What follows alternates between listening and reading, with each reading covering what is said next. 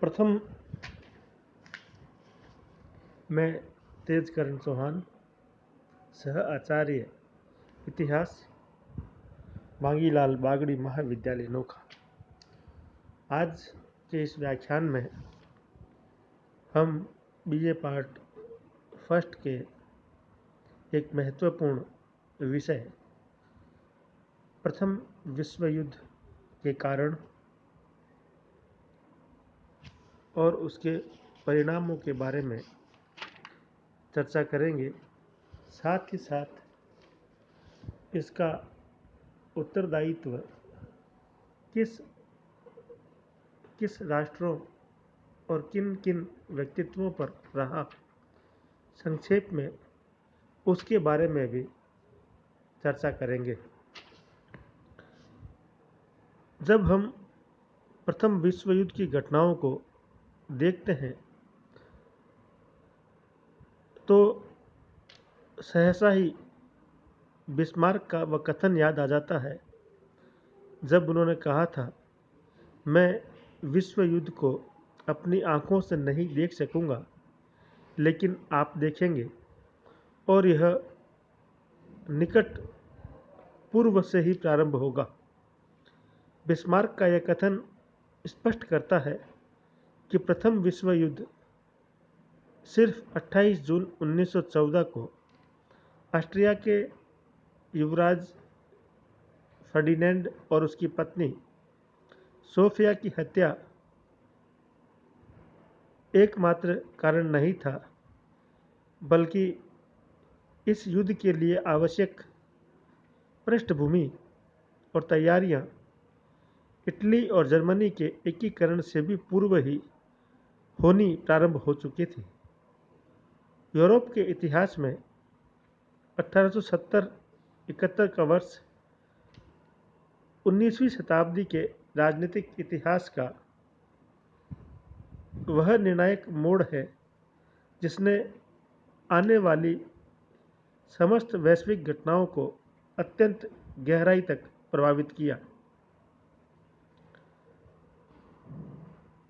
Vienna Congress 1815 के द्वारा 1870-71 तक संपूर्ण यूरोपीय इतिहास के संघर्ष का परिचायक है।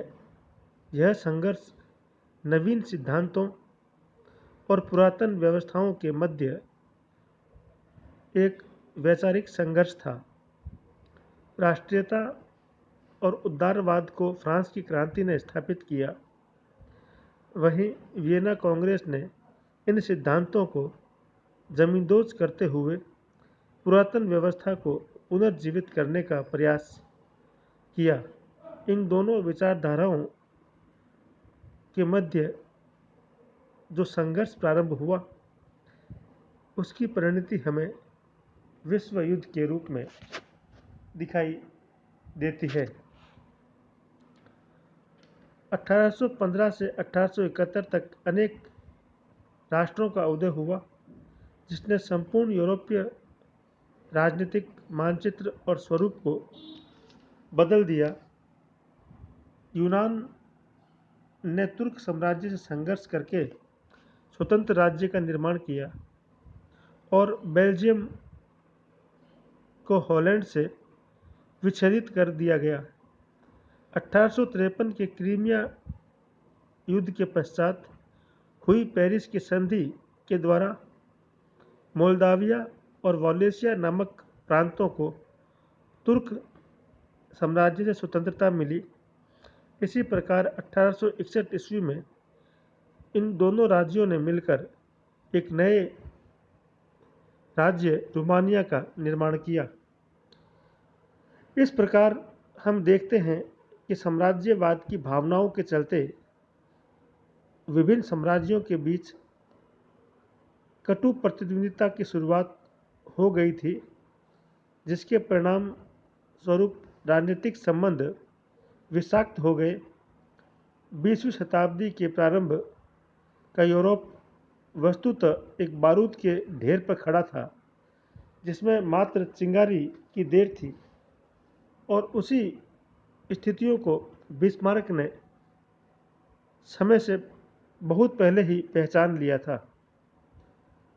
जिस प्रकार की उथल पुथल यूरोप में मची हुई थी, उससे भावी शांति को ग्रहण लग चुका था और अंततः 1914 के आते आते विश्व युद्ध की दस्तक शुरू हो गई।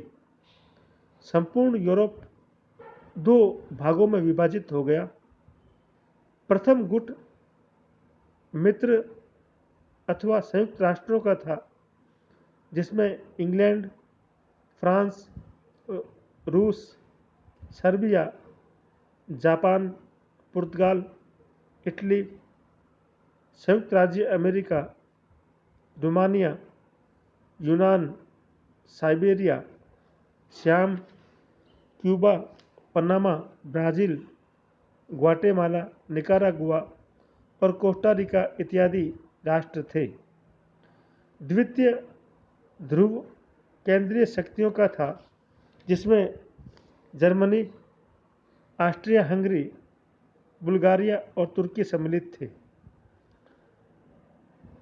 यूँ जब हम देखते हैं, प्रथम विश्व युद्ध से पूर्व यूरोप में 6 शक्तियाँ विद्यमान थीं: ऑस्ट्रिया, फ्रांस, इंग्लैंड, रूस, प्रसा और इटली। और विश्व युद्ध से पूर्व ये सभी राष्ट्र साम्राज्य विस्तार और सैन्य शक्ति को बढ़ाने की आपाधापी में लगे हुए थे। इसी के साथ औद्योगिक क्रांति के पश्चात इंग्लैंड की भूख लगातार बढ़ती गई। इंग्लैंड ने अपने औद्योगिक क्रांति के फलस्वरूप सरप्लस औद्योगिक उत्पादों को खपाने के लिए शक्तिहीन राष्ट्रों में उपनिवेश स्थापित करने की तरफ ध्यान दिया। इसी प्रकार फ्रांस प्रसा से अपनी पराजय का बदला लेना चाहता था। परिणाम स्वरूप उसने अपने पड़ोसियों से संबंध सुधारने के प्रयास किए। जर्मनी ने स्वयं को एक सैनिक रूप से शक्तिशाली बनाने हेतु 1882 में त्रिगुट संधि ट्रिपल अलायंस का निर्माण किया, जो जर्मनी, ऑस्ट्रिया और इटली के बीच संपन्न हुई थी, जिसके अनुसार यह निश्चित किया गया था कि अगर फ्रांस इटली पर आक्रमण करता है तो जर्मनी और ऑस्ट्रिया इटली की सहायता करेंगे। इसी प्रकार फ्रांस जर्मनी पर हमला करेगा तो इटली जर्मनी की मदद करेगा। ऐसी परिस्थितियों में इंग्लैंड ने जर्मनी की चालों को समझते हुए अपनी सुरक्षा के लिए सैन्य शक्ति के विकास पर ध्यान देना शुरू किया और उसी के तहत उसने भी सैन्य संधियां करना शुरू किया। 1902 ईस्वी में इंग्लैंड ने जापान के साथ, 1904 में फ्रांस, 1907 में रूस के साथ संधियां स्थापित की। प्रथम विश्व युद्ध से पूर्व बाल्कन राज्यों में भी राजनीतिक अस्थिरता का वातावरण तैयार हो चुका था। इस समय तक अमेरिका भी पर्याप्त शक्तिशाली बन चुका था, परंतु उसमें साम्राज्यवाद की भावना अभी तक विद्यमान नहीं थी। उसने इसलिए यूरोप के शक्ति संतुलन को किसी प्रकार का नुकसान नहीं पहुंचाया। उपरोक्त परिस्थितियों का जब हम विश्लेषण करते हैं तो हम पाते हैं कि अनेक देशों के मध्य शत्रुतापूर्ण संबंधों के कारण ही प्रथम विश्व युद्ध की शुरुआत हुई। यह एक कारण का परिणाम न होकर अनेक कारणों का प्रतिफल था। अनेक कारण इसके लिए जिम्मेवार थे। प्रथम विश्व युद्ध विश्व स्तर पर लड़ा जाने वाला प्रथम प्रलयंकारी युद्ध था। इसमें विश्व के लगभग सभी प्रभावशाली राष्ट्रों ने भाग लिया। यह युद्ध मित्र राष्ट्रों इंग्लैंड, फ्रांस, रूस, संयुक्त राज्य अमेरिका, इटली, रोमानिया और केंद्रीय शक्तियाँ जर्मनी, ऑस्ट्रिया, हंगरी, तुर्की, बुल्गारिया के बीच में हुआ। जो कारण इसके लिए उत्तरदायी थे उनमें सबसे पहला कारण था यूरोपीय शक्ति संतुलन का बिगड़ना, अर्थात यूरोप का दो प्रतिद्वंदी गुटों में विभाजन होना। यूरोप में लगातार गुप्त संधियों का बीजारोपण हो चुका था और यही गुप्त संधियां इस युद्ध के मूल में निहित थी। इन गुप्त संधियों का प्रतिपादक जर्मन चांसलर बिस्मार्क को माना जाना चाहिए। 1870-71 में फ्रांस को पराजित करके जर्मनी का एकीकरण पूर्ण हुआ। इसकी प्रतिक्रिया में फ्रांस में एक प्रतिशोध की भावना लगातार बलवती हो रही थी। फ्रांसीसी प्रतिशोध से बचने के लिए जर्मनी ने अपने लिए एक सुरक्षा घेरे का निर्माण शुरू किया। यूरोप ने फ्रांस को अलग थलग करने के लिए 1879 में ऑस्ट्रिया हंगरी के साथ एक सीक्रेट द्विगुट संधि स्थापित की, जिसमें 1882 में इटली को भी सम्मिलित कर लिया गया। बिस्मार्क ने नेरेंस के साथ मैत्री बनाने के लिए 1872 में रूस, जर्मनी और ऑस्ट्रिया के सम्राटों को मिलाकर एक 3 सम्राटों का संघ भी बनाया, परंतु बाल्कन क्षेत्र में रूस और ऑस्ट्रिया की प्रतिद्वंदिता के चलते यह अपने उद्देश्यों को प्राप्त नहीं कर सका। बिस्मार्क ने अंततः 1887 में रूस के साथ संधि की। 1890 में उसने चांसलर का पद छोड़ दिया। उस स्थिति में जर्मनी की विदेश नीति सम्राट विलियम केसर के हाथों में आ गई। सम्राट केसर विलियम ने रूस को ज़्यादा तवज्जो नहीं दी। उसके अदूरदर्शितापूर्ण व्यवहार की वजह से 1894 में फ्रांस और इंग्लैंड के मध्य मित्रता स्थापित हो गई। बिस्मार्क को इस कूटनीतिक चाल से भयभीत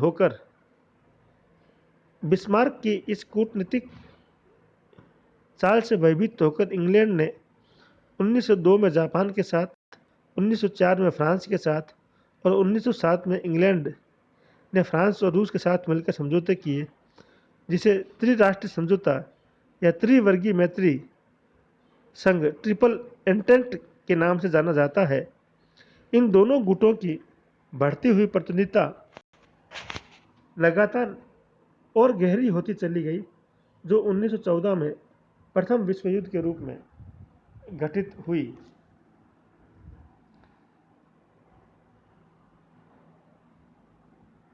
इसी प्रकार जर्मनी और फ्रांस की शत्रुता भी इस युद्ध का एक मुख्य कारण थी। जर्मनी और फ्रांस के मध्य पुरानी दुश्मनी थी। जर्मन एकीकरण के दौरान बिस्मार्क ने फ्रांस के धनी प्रदेश अल्सेस लॉरेन पर अधिकार कर लिया था। मोरक्को में भी फ्रांसीसी हितों को नुकसान पहुंचाया गया, इसीलिए फ्रांस का जनमत जर्मनी के विरुद्ध था। फ्रांस सदैव जर्मनी को नीचा दिखाने के प्रयास में लगा रहता था। दूसरी ओर जर्मनी भी फ्रांस को शक्तिहीन बनाए रखना चाहता था, क्योंकि उसका शक्तिहीन बने रहना ही जर्मनी के अस्तित्व के लिए आवश्यक था।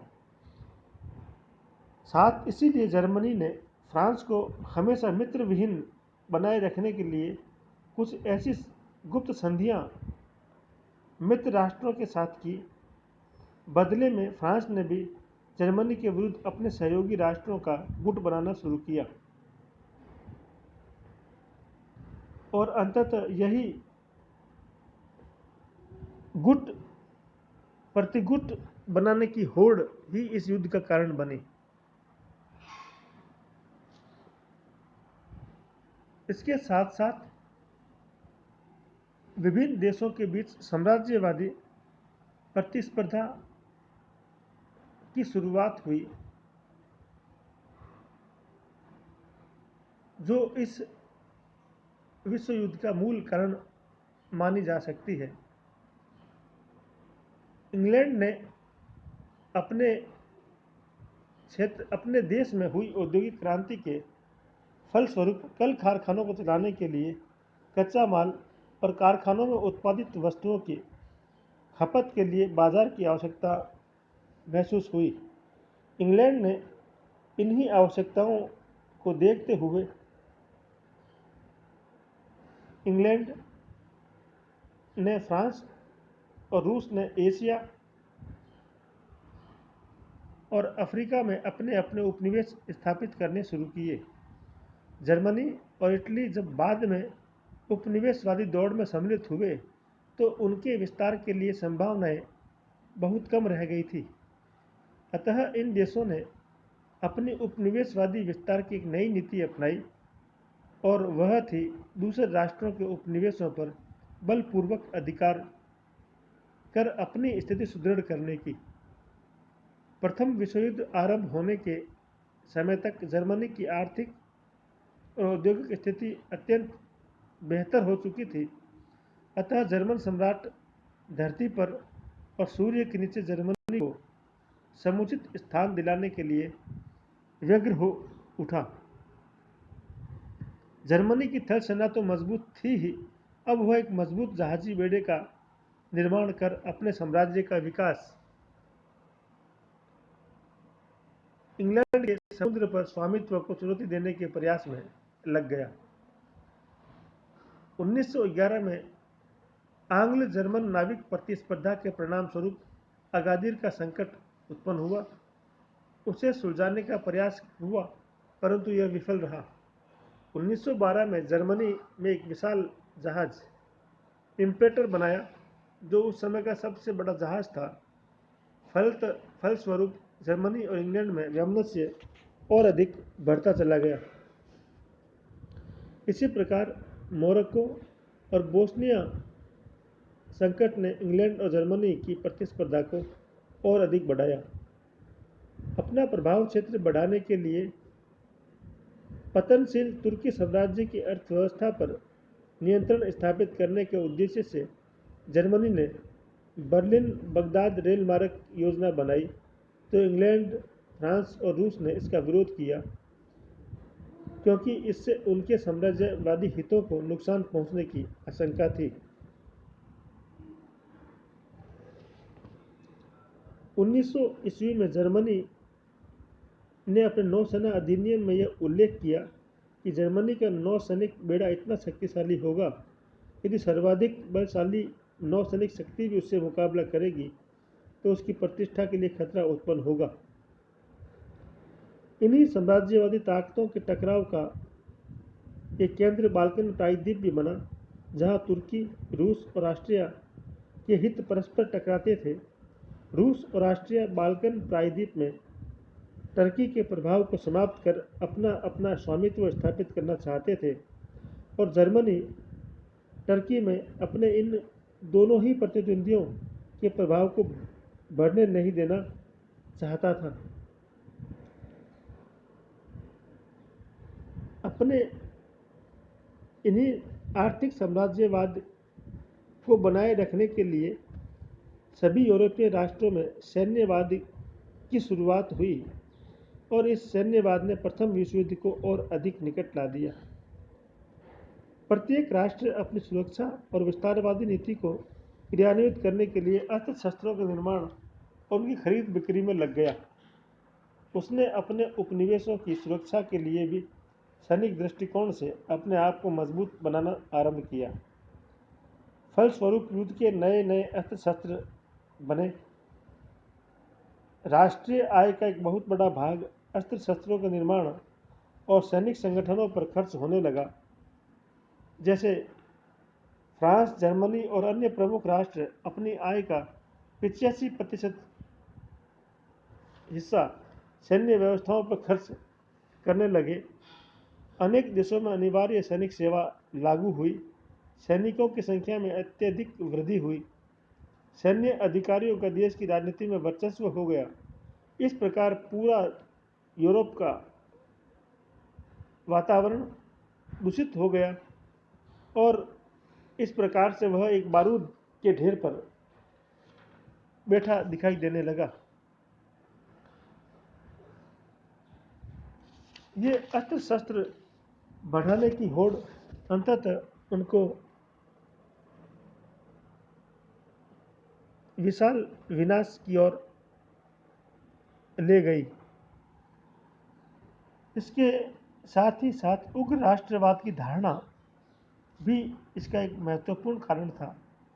यूरोप के सभी राष्ट्रों में इसका समान रूप से विकास हुआ और उग्र राष्ट्रवाद की यह भावना तेजी से बढ़ती गई, जो समान जाति, धर्म, भाषा और ऐतिहासिक परंपराओं के व्यक्तित्व के साथ विकसित होने लगी। और उनका ये मानना था कि अपनी अपनी ऐतिहासिक परंपराओं के व्यक्ति यदि एक साथ मिलकर रहें और कार्य करें तो उनकी एक अलग पहचान बनेगी और उनकी प्रगति होगी। पहले भी इसी आधार पर जर्मनी और इटली का एकीकरण हो चुका था। बाल्कन क्षेत्र में भी यह भावना बलवती हो रही थी। बाल्कन प्रदेश तुर्की साम्राज्य के अंतर्गत थे। तुर्की साम्राज्य के कमजोर पड़ने पर इस क्षेत्र में स्वतंत्रता की मांग जोर पकड़ने लगी। तुर्की साम्राज्य और ऑस्ट्रिया हंगरी के अनेक क्षेत्रों में स्लाव प्रजाति के लोगों का बाहुल्य था और यह स्लाव अलग राष्ट्र की मांग कर रहे थे। रूस का यह मानना था कि ऑस्ट्रिया हंगरी और तुर्की से स्वतंत्र होने के बाद स्लाव रूस के प्रभाव में आ जाएंगे। क्योंकि रूस भी स्लाव राष्ट्र था, अतः रूस ने अखिल स्लाव और सर्व स्लाववाद आंदोलन को और बढ़ावा दिया। इससे रूस और ऑस्ट्रिया हंगरी के संबंध कटु हो गए।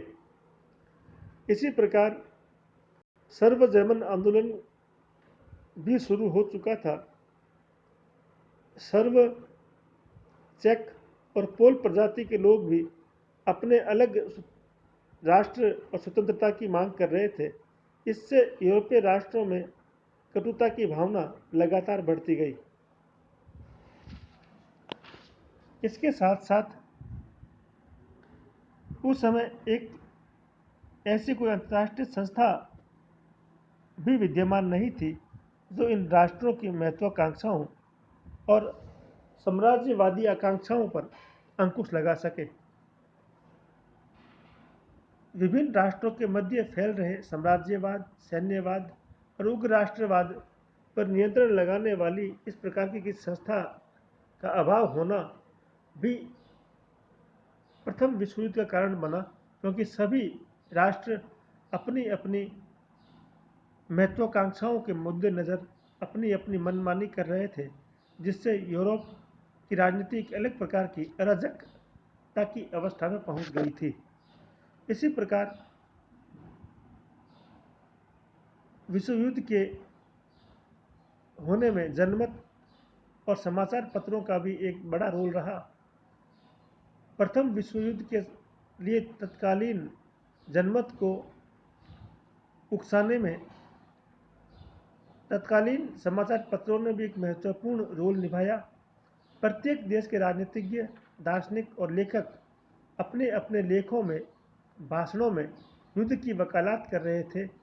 पूंजीपति वर्ग भी अपने स्वार्थ में युद्ध का समर्थक बन गया। युद्ध उन्मुखी जनमत तैयार करने में सबसे अधिक महत्वपूर्ण औजार समाचार पत्रों का रहा। प्रत्येक देश का समाचार पत्र दूसरे राष्ट्र के विरोध में झूठे और भड़काऊ लेख प्रकाशित कर रहे थे, जिससे विभिन्न राष्ट्रों और वहां की जनता में कटुता उत्पन्न हुई। समाचार पत्रों के झूठे प्रचारों ने यूरोप के वातावरण को युद्ध के लिए तैयार कर दिया। इन सब परिस्थितियों में सम्राट केसर विलियम द्वितीय का चरित्र भी काफ़ी हद तक जिम्मेवार रहा। 1890 में जब बिस्मार्क ने चांसलर के पद से त्यागपत्र दे दिया, तब विलियम द्वितीय ने नेतृत्व संभाला। विलियम की चाहत थी कि विश्व की राजनीति को जर्मनी दिशा दे। वह जर्मन जाति को श्रेष्ठ जाति मानता था। उसने अखिल जर्मन लीग की स्थापना की, जिसका उद्देश्य ऑस्ट्रिया, स्विट्जरलैंड, बेल्जियम, हॉलैंड और अन्य क्षेत्रों में निवास करने वाली जर्मन जाति के लोगों को संगठित करना था। उसकी पुष्टि करते हुए हेजन लिखते हैं, विलियम द्वितीय की इच्छा थी कि जर्मनी की सामुद्रिक शक्ति सुदृढ़ होनी चाहिए। वह जर्मनी को विश्व की निर्णायक शक्ति बनाना चाहते थे। इस प्रकार विलियम की वर्ल्ड पॉलिटिक की नीति भी इस युद्ध के लिए जिम्मेवार बनी। उसका मानना था कि यूरोप, एशिया, अफ्रीका और संपूर्ण विश्व की राजनीति में जर्मनी की सम्मति के बिना कोई निर्णय नहीं होना चाहिए। इन सब परिस्थितियों में तत्कालीन कारण के रूप में ऑस्ट्रिया के युवराज आर्कड्यूक फ्रांसिस फर्डिनेंड की बोस्निया की राजधानी सराजेवो में 28 जून 1914 को एक आतंकवादी संगठन काला हाथ से संबंधित सर्ब प्रजाति के एक बोस्नियाई युवक ने राजकुमार और उसकी पत्नी की गोली मारकर हत्या कर दी। इससे सारा यूरोप स्तब्ध हो गया। ऑस्ट्रिया ने इस घटना के लिए सर्बिया को उत्तरदायी माना। ऑस्ट्रिया ने सर्बिया को धमकी दी कि 48 घंटे के अंदर अंदर इस संबंध में स्थिति स्पष्ट करे तथा आतंकवादियों का दमन करे। सर्बिया ने ऑस्ट्रिया की मांगों को ठुकरा दिया। परिणाम स्वरूप 28 जुलाई 1914 को ऑस्ट्रिया ने सर्बिया के विरुद्ध युद्ध की घोषणा की। इसके साथ ही अन्य राष्ट्र भी अपने अपने गुटों के समर्थन में युद्ध में सम्मिलित हो गए और एक भयंकर विश्व युद्ध की शुरुआत हुई। धन्यवाद। आज के इस व्याख्यान में हम इतनी चर्चा करेंगे। अगले व्याख्यान में हम इस युद्ध के परिणामों और उत्तरदायी परिस्थितियों के बारे में चर्चा करेंगे। जय हिंद, जय भारत।